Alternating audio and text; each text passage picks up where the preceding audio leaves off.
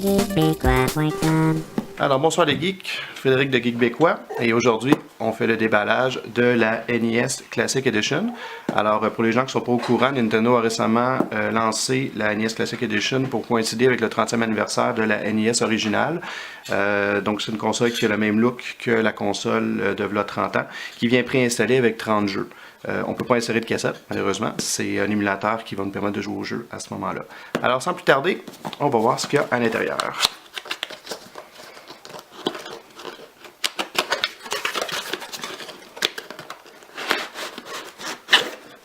Parfait. Alors, en premier, manuel pour la garantie.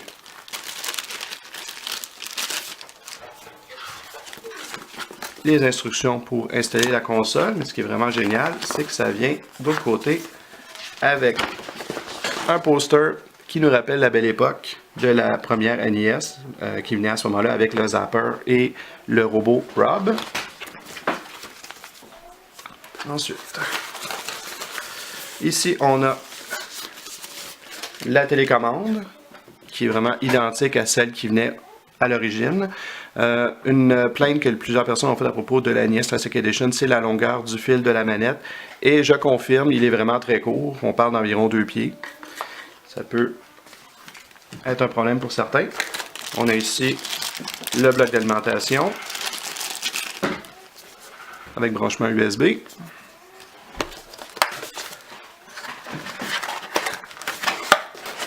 En dessous, on a ce qui va avec le bloc d'alimentation, donc l'autre partie. Comme on voit, c'est un branchement qui est USB, branchement moderne, ainsi que le fil HDMI, parce que les télévisions d'aujourd'hui n'utilisent plus de branchement RF ou RCA comme il y avait à l'époque. C'est maintenant branchement par HDMI, ça permet d'avoir une image plus claire aussi.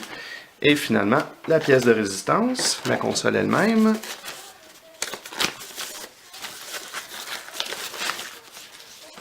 Alors, au niveau de la taille, c'est à peu près le quart de la console originale, elle est vraiment très mignonne. On a les deux branchements pour les manettes ici. Il y a une manette qui vient avec la console, mais on peut se procurer des manettes supplémentaires. On a le bouton Power pour allumer la console. Le bouton Reset, lui, permet de retourner au menu principal pour sélectionner un autre jeu. Et on a les branchements à l'arrière, HDMI et branchement pour l'alimentation électrique. Alors voilà, c'était la NES Classic Edition. Le déballage, excusez-moi. Restez à l'écoute de Geekbekois parce qu'on va voir une critique complète de l'appareil d'ici quelques jours. Alors, je vous remercie et bonne soirée.